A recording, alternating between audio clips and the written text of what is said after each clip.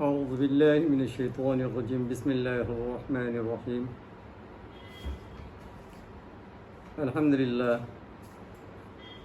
لله الذي نحمده ونستعينه ونستغفره ونؤمن به ونتوكل عليه ونعوذ بالله من شرور أنفسنا ومن سيئات أعمالنا من يهد الله فلا مضل له ومن يضلله فلا هادي له ونشهد أن لا إله إلا الله ونشهد أن محمدا عبده ورسوله أعوذ بالله من الشيطان الرجيم بسم الله الرحمن الرحيم يا أيها الذين آمنوا كتب عليكم الصيام كما كتب على الذين من قبلكم لعلكم تتقون صدق الله المولانا العظيم اے ایمان والو تم پر روزے فرض کیے گئے جیسا کہ اگلوں پر فرض ہوئے کہ کہیں تمہیں پرہیزگاری ملے۔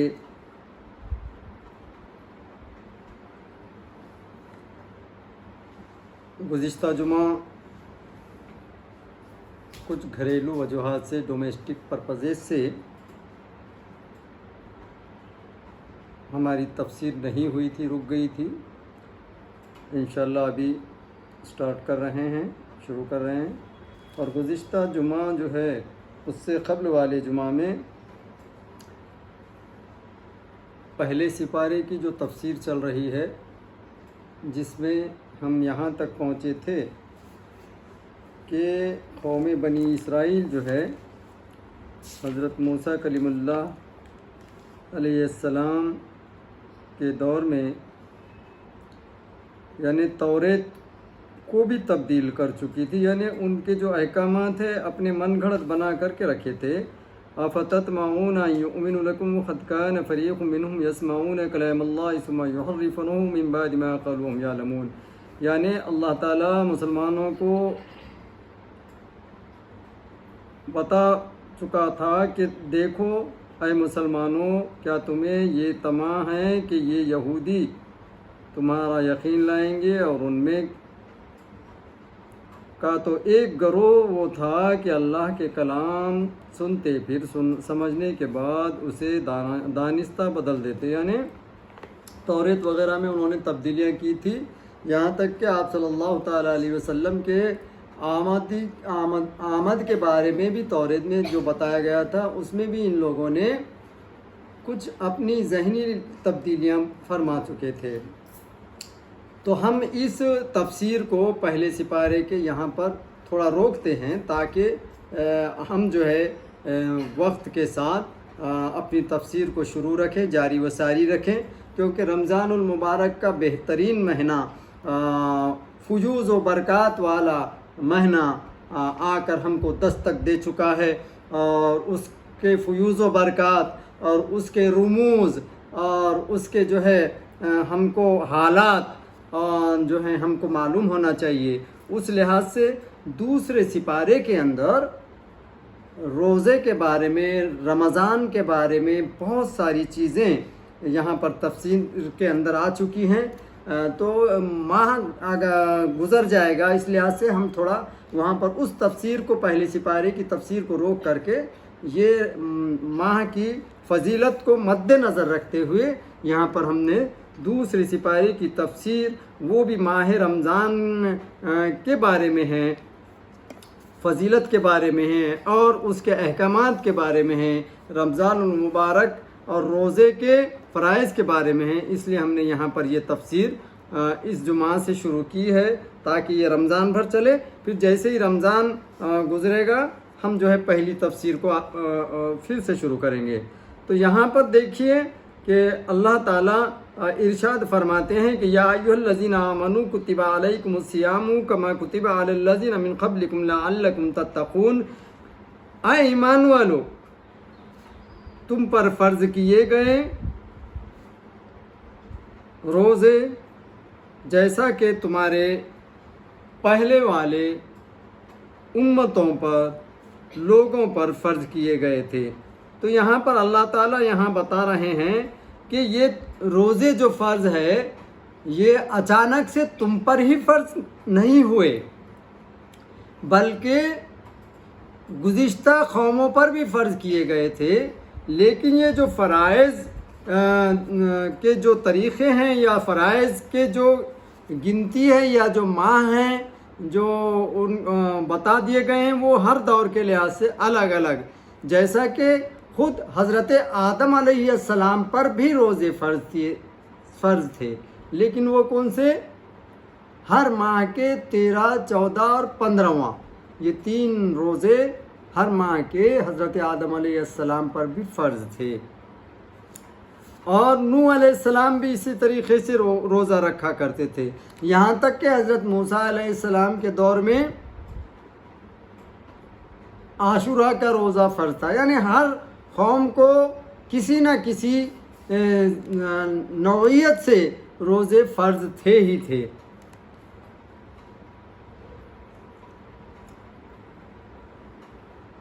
تو اللہ تعالیٰ جو ہے یہاں پر مومنوں کے لیے دیکھو کتنا اچھا ہم کلام ہو رہا ہے رب العزت، یا ایھا الذین آمنوا، اے ایمان والو، چونکہ روزے کا حکم دیا جا رہا ہے جو نفس پر بھاری ہے، لہذا مسلمانوں کو پیارے خطاب سے پکار کر ان کی عزت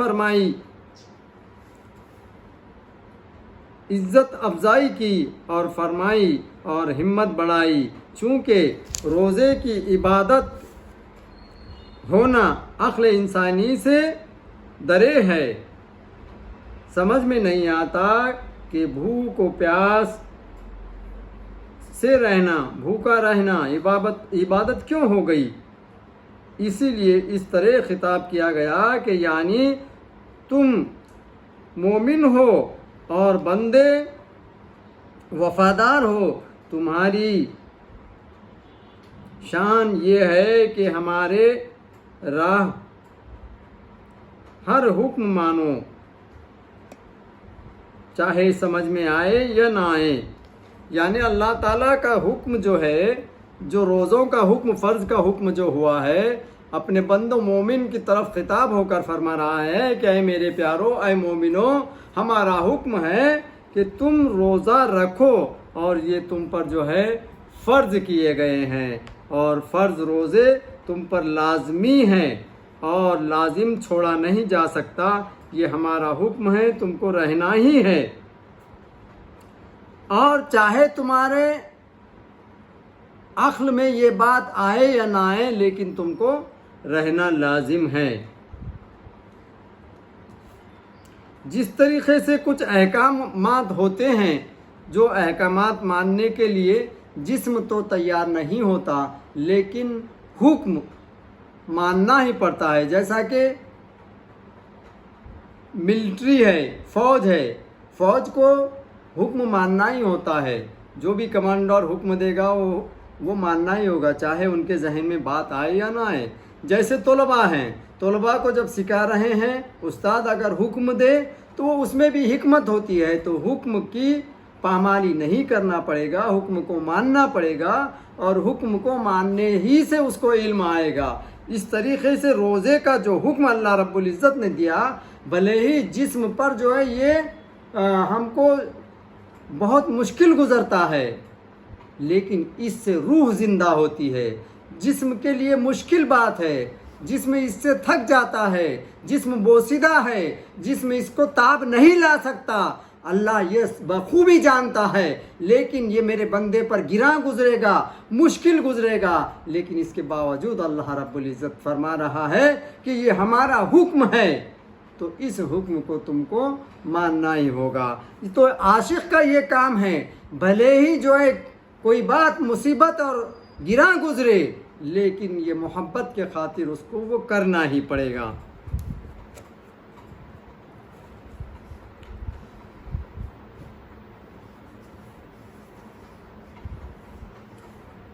آمنو یعنی یا ایھا الذین آمنو فرما کر ان کو محبوب ہونے کی گواہی دی کہ اے لوگو جو ایمان لا کر ہمارے ہو چکے ہو، ہماری ہر سخت و نرم بات بھی قبول کرو، اور اگر آگ میں گرنے کو فرمائیں تو کود جاؤ، اگر تمہیں کسی مرغوب چیز سے ہٹائیں تو ہٹ جاؤ، کیونکہ یہ محبت کا تقاضا ہے، لہٰذا تم سے فرماتے ہیں کہ کتب علیکم الصیام، کتبہ کے معنی ہیں لکھ گئے یا لازم کیے گئے، یعنی آسمان و زمین کی پیدائش سے پہلے، دیکھو یہ جو ہے اچانک سے نہیں ہو رہا ہے،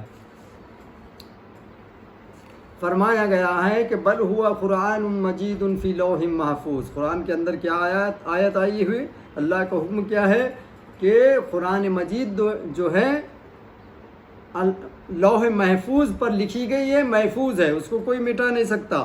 جو اللہ کا کلام ہے، جو اللہ نے بول دیا، وہ جو ہے لوح محفوظ پر محفوظ ہے۔ تو جس طریقے سے ہمارا وجود کہاں سے ہے؟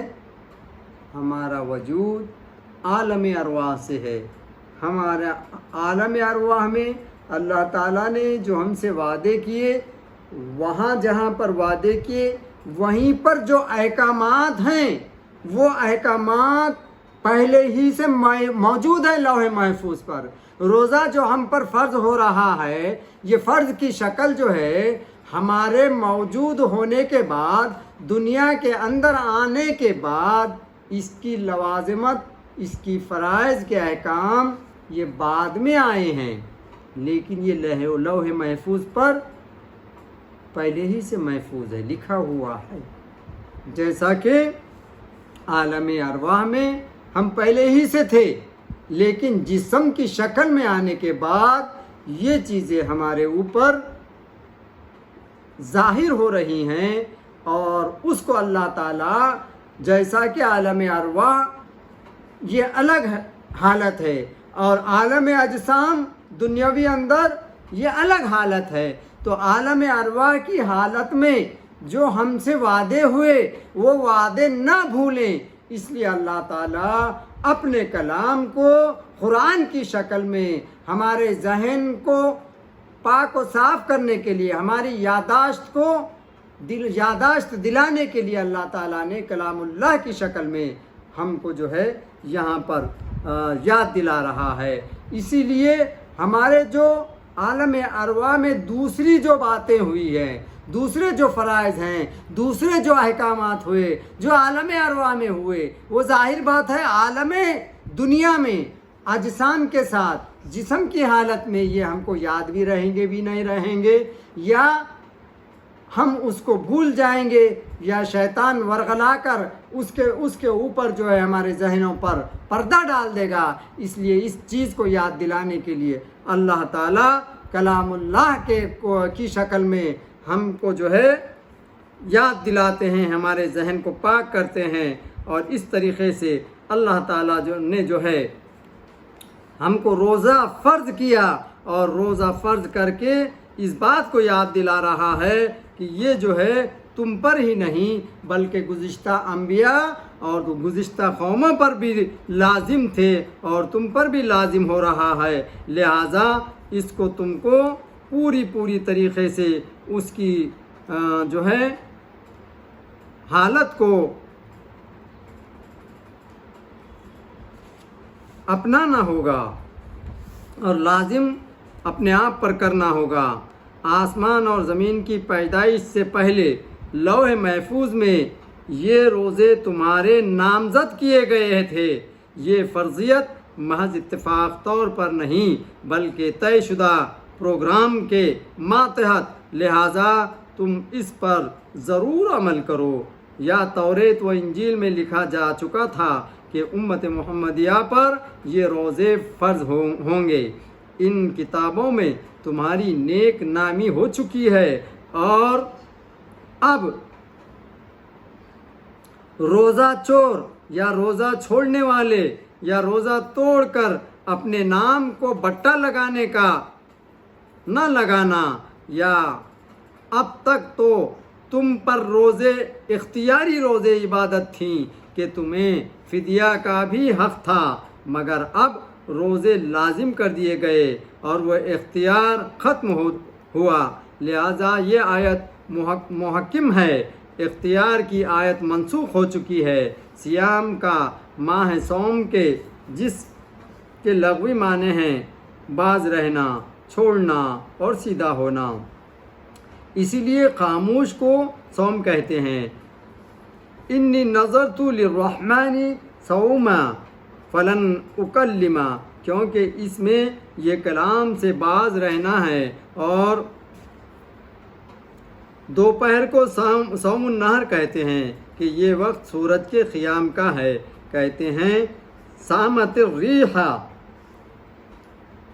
ہوا درست ہو گئی، اور سام الفرس، گھوڑا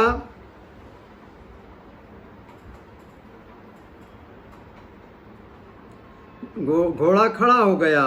شریعت میں مسلمان کا صبح صادق سے آفتاب ڈوبنے تک بنیت عبادت، کھانا پینا اور ہم بستری ترک کرنے کا نام صوم ہے۔ دیکھو صوم کس کو کہتے ہیں؟ صبح صادق، صوم یعنی روزہ۔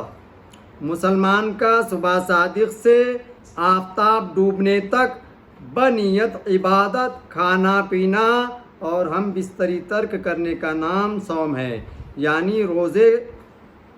روزہ، کیونکہ اس میں کھانا پینا چھوڑنا اور نفس کی درستی ہے۔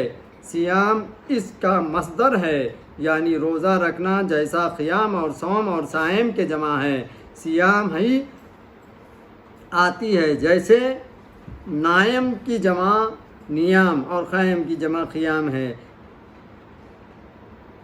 یہاں معنی مصدری مراد ہے۔ کبیر احمدی، یعنی فرض کیا گیا تم پر روزہ رکھنا، اور ممکن ہے کہ سیام صوم کی جمع ہو، یعنی فرض کیے گئے تم پر روزے۔ خیال رہے کہ یہاں سیام سے مراد رمضان کے روزے ہیں، نہ کہ عاشوراء یا اور ماہ کے درمیانی روزے، تاریخی روزے۔ لہٰذا یہ آیت ان احادیث کی ناسخ ہے جن سے عاشوراء یا ماہ کے 3 روزے کی فرضیت ثابت ہے۔ کما کتب علی الذین من قبلکم، چونکہ روزے نفس پر دشوار تھا، اسے آسان کرنے کے لیے فرمایا گیا کہ یہ تم پر ہی فرض نہیں ہوئے بلکہ اگلی امتوں پر بھی لازم اور فرض تھے۔ اس لیے ذرا ہمت سے کام لینا، کہیں ان کے مقابلے میں فیل نہ ہو جاؤ۔ تفسیر کبیر و احمدی میں ہے کہ آدم علیہ السلام تک ہر امت پر روزے فرض رہے، چنانچہ آدم علیہ السلام پر ہر قمری مہینے کی 13ویں، 14ویں اور 15ویں روزے، اور موسیٰ علیہ السلام پر عاشورے کا روزہ فرض رہا۔ بعض روایتوں میں ہے کہ سب سے پہلے نوح علیہ السلام نے روزے رکھے۔ در منصور، تفسیر کبیر نے فرمایا کہ عیسائیوں پر ماہ رمضان کے روزے فرض تھے، چونکہ قمری مہینے میں موسم میں گھومتے رہتے تھے اور گرمی کے روزے میں انہیں تکلیف ہوتی تھی، اس لیے انہوں نے شمسی مہینوں سے موسم بہار کر کے روزے لازم کیے تاکہ گرمی سے بچے رہیں، اور بدلنے کے عوض میں 20 روزے اور بڑھا کر 50 بجائے 30 کے 50 روزے بنا دیے۔ ایسے ہی یہودیوں پر بھی رمضان ہی کے روزے فرض تھے، جنہوں نے یہ چھوڑ کر ایک عاشوراء کا روزہ اختیار کر لیا، کیونکہ اس دن موسیٰ علیہ السلام کو فرعون سے نجات ملی۔ غرض کہ یہ تو صرف روزے تھے، تشبیہ یہ ہے کہ اس کی مقدار میں بھی اور الذین سے یا تو ساری اگلی امتیں مراد ہیں یا اہل کتاب۔ لعلکم تتقون، اس کا تعلق کتبہ سے ہے اور اس میں روزے کی حکمت کا ذکر ہے، یعنی تم پر روزے اس لیے فرض کیے گئے کہ تم جہنم کی آگ سے بچ جاؤ، پرہیزگار ہو جاؤ، کیونکہ گناہ کرانے والا نفس ہے اور یہ کھانے پینے سے قوی ہوتا ہے۔ جب روزہ اس کی قوت ٹوٹ جائے گی روزے سے، تو تمہیں گناہوں کی طرف رغبت بھی کم ہوگی اور پرہیزگاری بھی حاصل ہوگی۔ خلاصہ تفسیر، اے مسلمانوں، تمہیں ایسا عمل بتاتے ہیں جو تقوی کی اصل ہے، وہ یہ کہ تم پر روزے فرض کیے جاتے ہیں، مگر یہ تمہارے واسطے نئی بات نہیں، تم سے پہلے اوروں پر بھی فرض ہو چکے تھے، اس پر کاربند ہو تاکہ تمہیں تقوی اور پرہیزگاری حاصل ہو۔ روزہ اعلان نبوت کی 15ویں سال یعنی 10 شوال 2 ہجری میں فرض ہوا۔ روزہ کب فرض ہوا؟ روزہ اعلان نبوت کے 15ویں سال میں، آپ صلی اللہ تعالیٰ علیہ وسلم کے اعلان نبوت کے 15ویں سال میں 10 شوال 2 ہجری میں فرض ہوا۔ خزائن العرفان در مختار۔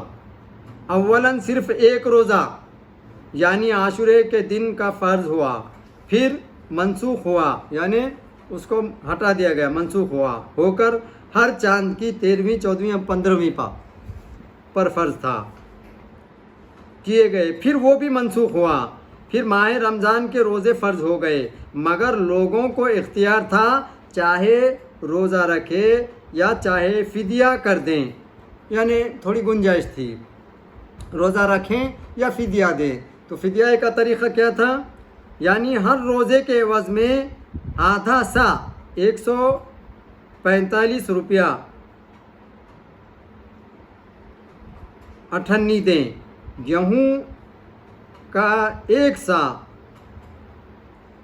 یا 345 روپیہ دیں، صدقہ کر دیں۔ پھر یہ اختیار منسوخ ہو گیا، روزہ لازم ہو کر، مگر یہ پابندی رہی کہ رات کو سونے سے پیشتر جو چاہے کھاؤ، سو کر کچھ نہیں کھا سکتے۔ دیکھو کیا تھا، کس طریقے سے تبدیلیاں آتی گئی۔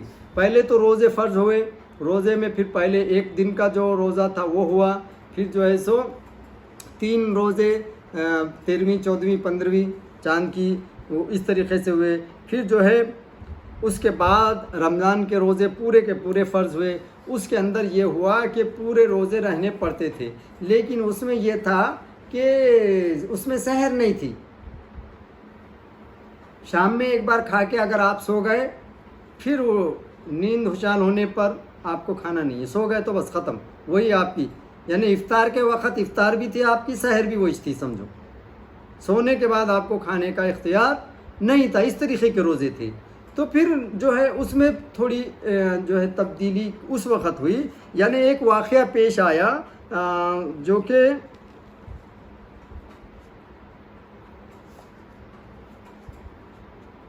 پھر حضرت سرما کا واقعہ پیش آیا۔ کوئی جو ہے صحابیہ ہیں تو ان کا واقعہ پیش آیا، ہو سکتا ہے کہ وہ رات کو اٹھ کر کے کھا چکی تھی، یعنی سحر کی مانند کر چکی تھی۔ تو وہ واقعہ پیش آنے کے بعد آپ صلی اللہ تعالیٰ علیہ وسلم کی بارگاہ میں جب حاضری ہوئی تو پھر وہاں پر جو ہے تھوڑا اور منسوخ ہو کر کے کہا گیا کہ تم جو ہے سو بعد میں رات میں افطار کے بعد سو کر اٹھنے کے بعد پھر سحر کا بھی ان کو وقت دیا گیا ہے، پھر اٹھ کر کے کھا سکتے، یعنی یہ منسوخ ہوا۔ پھر جو ہے حضرت سرما کے واقعے پیش آنے کے بعد صبح تک کھانے پینے کا اختیار دیا گیا، یعنی ہم اب افطار کے بعد صبح تک کھا پی سکتے ہیں۔ صبح یعنی صبح صادق ہونے سے قبل یعنی فجر کی اذان ہونے سے قبل، مگر جماع پر بھی حرام رہا، پھر بھی حرام رہا۔ پھر حضرت عمر رضی اللہ تعالیٰ عنہ کا واقعہ پیش آنے پر رات میں یہ بھی حلال کر دیا گیا، یعنی پہلے روزے کی حالت میں جو ہے رمضان بھر میں جماع میں بھی نہیں کیا کرتے تھے، لیکن حضرت پھر عمر رضی اللہ تعالیٰ عنہ کا واقعہ پیش آنے کے بعد پھر اس میں بھی گنجائش دی گئی، اور وہ پھر سحر کے وقت تک گنجائش رہی جماع کی، یعنی سحر کرنے سے قبل افطار کے بعد سے لے کر کے، لیکن روزے کی حالت میں ابھی بھی ہے، جائز نہیں، حرام ہی ہے۔ سب چیزوں کا ذکر اگلی آیتوں میں آ رہا ہے انشاءاللہ۔ اس آیت میں اجمالی حکم ہے، تفسیر احمدی۔ یوں سمجھ لو کہ اولاً کلمہ پڑھنا فرض ہوا، اور پھر نماز، پھر زکوٰۃ، پھر روزہ، پھر حج، پھر جہاد، پھر حج۔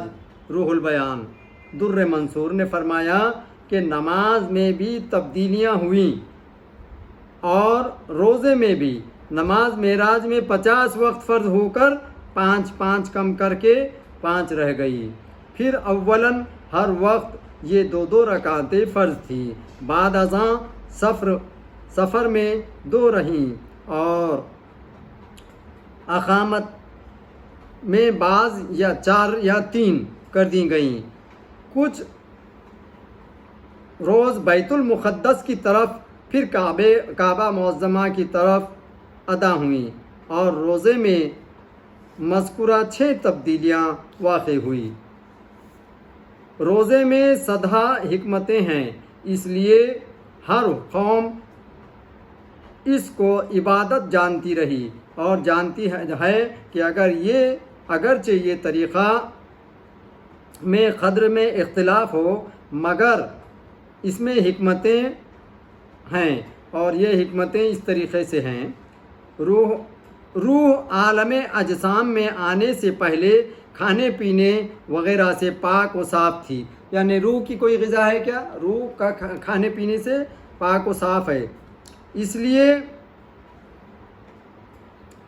گناہوں سے بھی محفوظ تھی، یعنی کوئی گناہ ہوتا ہی نہیں تھا۔ اجزائے جسم کا بھی یہاں یہی حال تھا، مگر جب یہ دونوں کو ملا دیا گیا، جسم اور روح کو، تو اس کی وجہ سے غذاؤں کی حاجت، یعنی بھوک حاجت محسوس ہونے لگی۔ غذاؤں کی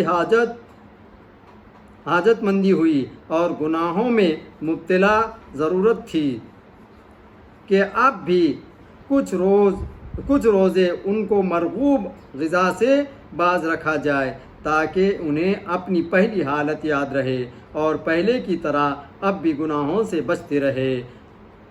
نفس اور روح 2 دشمن ہیں جن کا مقام جسم انسانی ہے، ان میں سے ایک کی قوت دوسرے کے ضعیف کا سبب ہے۔ نفس جسمانی غذاؤں اور لذتوں سے قوی ہوتا ہے، اور روح نیک اعمال سے۔ ضرورت تھی کہ کچھ روز بھوکا رہے اور کچھ روز نفس رکھا جائے تاکہ نفس کمزور ہو۔ روزہ میں بھوک اور پیاس کی تکلیف کا پتہ چلتا ہے، جس سے غذا اور پانی کی قدر ہوتی ہے اور انسان خدا کا شکر کرتا ہے۔ روزے سے بھوکوں پیاسوں پر مہربانی کا جذبہ پیدا ہوتا ہے، کیونکہ غنی اپنی بھوک یاد کر کے فقیر کی بھوک کا پتہ لگاتا ہے۔ یہاں روح البیان میں ہے کہ انسانوں کا تیسرا بادشاہ تیمور کے زمانے میں سخت قحط سالی ہوئی، تو مالداروں کو روزے کا حکم دیا گیا اور ان سے کہا گیا کہ تم دوپہر کا کھانا فقیروں کو دو، تاکہ شام کو تم اور وہ دونوں مل کر کھائیں۔ روزے سے بھوک کے برداشت کرنے کا عادی ہو جاتا ہے، عادت پڑ جاتی ہے، برداشت کی عادت رہتی ہے کہ اگر کبھی کھانا میسر نہ ہو تو انسان گھبراتا نہیں۔ بھوک بہت سی بیماریوں کا علاج ہے۔ اب بھی ڈاکٹر طبیب کہتے ہیں کہ فاقہ بہت بیماریوں کا علاج ہے، کیونکہ اس سے معدے کی اصلاح ہوتی ہے۔ نفس دن میں تو کھانے پینے کی اور شب کو سونے کی رغبت کرتا ہے۔ شریعت نے اس کی بھی مخالفت یوں کی کروائی کہ کبھی دن میں تو روزہ رکھو، روزوں کا، اور رات میں نمازوں کا حکم دیا کہ ماہ رمضان میں دن میں کھانے سے باز رہو اور رات کو تراویح اور تہجد پڑھو۔ خیال رہے کہ نماز، سجدہ وغیرہ فرشتے اور دیگر مخلوقات بھی ادا کرتے ہیں، لیکن خصوصیت इंसानी खसूसियत से है, इसलिए अलैकुम इंसान से खिताब हुआ। जैसे रब फरमाता है लिल्लाहि अलन्नासि हिज्जुल बैति मन इस्तता इलैहि सबीला, सिर्फ इंसान पर ही फ़र्ज है। यानी रोज़े जो है फरिश्तों पर फ़र्ज है क्या? नहीं है, जिन्नातों पर भी नहीं है, सिर्फ इंसान पर है। रोज़े के फ़ज़ाइल बेशुमार हैं, यहाँ कुछ अर्ज़ किए जाते हैं। हदीस खुदसी में है कि रब फरमाता है अस्सौमुली अना उजज़ी, रोज़ा मेरे लिए है और मैं खुद उसका बदला हूँ। देखो हर चीज़ का बदला, नमाज का बदला, ज़कात का बदला, हाँ जो है नेकियों का बदला अलग अलग है, लेकिन अगर रोज़े का कोई बदला है तो खुद रब्बुल इज़्ज़त फरमाता है कि अस्सौमुली अना उजज़ी लहू उजज़ी बिही, कि रोज़ा मेरे लिए है और रोज़े का बदला मैं हूँ। और जिसका बदला खुद रब्बुल इज़्ज़त हो तो उसका क्या कहना, उजज़ी बिही, रोज़ा मेरा है और मैं ही उसकी जज़ा दूंगा। इस हदीस का मतलब ये है कि सारी इबादत रिया हो सकती हैं, रोज़े में रिया नहीं हो सकती, क्योंकि सब में करना है और इसमें छोड़ना है, लिहाजा इसकी जज़ा भी कोई मुकर्रर नहीं, रब देने वाला है और बंदा लेने वाला है। या ये मतलब है कि दिगर इबादत क़यामत के दिन क़र्ज़ खा और दूसरे अहले हुकूक छीन सकते हैं, मगर रोज़ा नहीं छीन सकते। देखो जो भी हम इबादतें कर रहे हैं तो कोई बंदा हमारा हकदार हो, हम उसका हक देना हो तो बोलेगा कि नहीं तुम्हारी नेकियां मेरे को दे दो। इस तरीक़े से हमारी यके बाद दिगर नेकियां अगले बंदे जो कि हमारे हकदार, जिनका हमने हक नहीं दिया या किसी वजूहात से हमारी नेकियां सल्ब हो सकती हैं, हमारी नेकियां वो छीन ले सकते हैं। लेकिन रोज़ा एक ऐसा है जो कि छीना नहीं जा सकता या दूसरों को इसका बदला, इसके बदले के बारे में ये नेकी नहीं दी जा सकती। अल्लाह ताला उस बंदे को इसका बदला खुद उसी को देगा, इसका बदला कोई छीन नहीं सकता, ये नेकी कोई छीन नहीं सकता। लिहाजा अल्लाह ताला हमको ये जज्बा दे, ये क़ुव्वत दे कि ये हम जो है पूरे के पूरे जो है रमज़ान के रोज़े उसकी सेहत के साथ अदा करे, ताकि ये इसका बदला खुद हमको ही मिलने वाला है। अल्लाह ताला खुद इसका बदला हमको देने वाला है। और रोज़े में इश्क का, क्योंकि इसमें रब के लिए दुनियावी चीज़ों का छोड़ना है।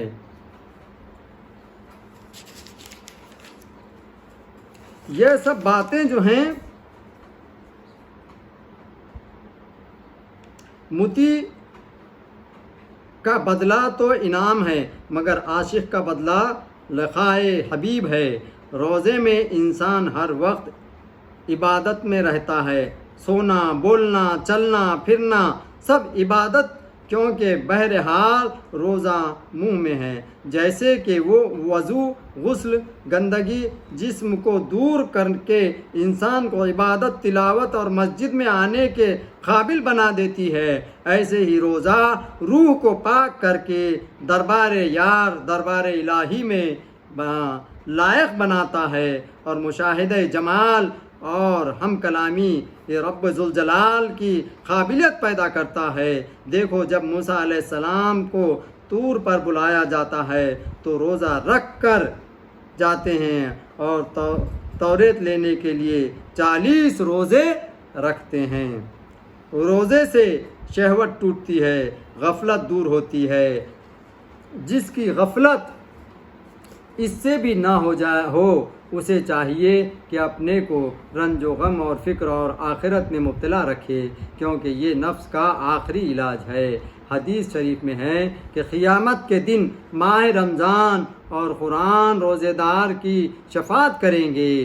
3 शख्स बहुत बदनसीब हैं कि एक वो जो हुज़ूर पाक का नाम शरीफ सुने और सल्लल्लाहु ताला अलैहि वसल्लम और दरूद पाक न पढ़े, दूसरा वो जो माँ बाप का बुढ़ापा पाकर जन्नत हासिल न करे, यानी उनकी खिदमत करके, उनकी बातों को मान करके, उनका अदब व एहतराम करके, माँ बाप का और बूढ़ों का ख्याल کر کے جنت حاصل کرنے کا اس کو موقع ملے، اور یہ نہ کرے تو وہ بڑا بدبخت شخص ہے۔ تیسرے وہ جو ماہ رمضان پا کر جہنم سے آزادی کا پرواہ نہ لے۔ اللہ تعالی ہم کو ماہ رمضان کا ادب و احترام کے ساتھ حق ادا کرنے کی توفیق دے، اور تمام روزوں کو صحت کے ساتھ ادا کرنے کی توفیق دے، اور ذکر و اذکار میں ہم کو جو ہے اللہ تعالی ہماری صحت مندی عطا فرمائے، ذکر و اذکار میں اضافہ عطا کرنے کی توفیق دے، اور زیادہ سے زیادہ نوافل پڑھنے کی توفیق عطا فرمائے، تلاوت کلام اللہ کی توفیق عطا فرمائے۔ اللہ تعالی ہم کو تمام ماہ رمضان میں باصحت اور تندرست رکھے، اور ہمارے عبادتوں اور ریاضتوں کو قبول عطا فرمائے اور مقبولیت عطا فرمائے، اور ہمارے ہر جائز مراد نیک تمناؤں کو پورے فرمائے۔ اے اللہ اس کے رمضان کے صدقہ و طفیل میں ہمارے روزی میں برکتیں عطا فرمائے، ہمارے نیتوں کو پاک و صاف کر دے، ہمارے کو اعمال صالح کرنے کی توفیق عطا فرمائے، علم و عمل میں ہم کو پاک باز بنا دے، اور دنیا میں آنے والے تمام آفات و بلیات و زلازل سے محفوظ مامون رکھے۔ امت مسلمہ پر خاص طور پر رحمت و اپنی رحمتوں کو نچھاور فرمائے۔ اللہ رب العزت تمام مسلمانوں کو باصحت رکھے، تندرست رکھے، اور سب کو عیب غیب سے روزی عطا فرمائے، اور روزی کے ذرائع پیدا فرما دے۔ اے اللہ ان کے روزی میں دن دوگنی رات چوگنی خیر برکت ترقی عطا فرمائے۔ اے اللہ بے شک تو ہی رحم و کرم فرمانے والا ہے، ہمارے تمام گناہوں کو معاف فرمائے، کبیرہ گناہوں سے توبہ کرتے ہیں، کبیرہ گناہ کو معاف فرما، صغائر کی مغفرت چاہتے ہیں، صغائر گناہوں کو معاف فرما، ہمارے ماں باپ کی مغفرت فرما، مرحومین کی مغفرت فرما، تمام امت مسلمہ پر خاص توجہ فرما، اور کافروں اور مشرکوں کو ہدایت عطا فرما، دائرہ اسلام میں ان کو آنے کی توفیق عطا فرما، اسلام کو سمجھنے کی اور دین کو سمجھنے کی توفیق رفیق عطا فرما، تمام عامت الناس کو تمام امراض سے محفوظ و مامون فرما، ہر بندے کے جائز مراد نیک تمناؤں کو پورا فرما، رمضان کے فیوز و برکات کو لوٹنے کی توفیق عطا فرما، کما قال اللہ تعالی فی شان حبیبی ان اللہ و ملائکتہ یصلون علی النبی یا ایھا الذین آمنوا صلوا علیہ وسلموا تسلیما، اللہم صل علی سیدنا شفیعنا نبینا و مولانا محمد وعلی آلہ و اصحابہ و اجمعین، کما قال سبحان ربک رب العزة عما یصفون وسلام علی المرسلین والحمد للہ رب العالمین۔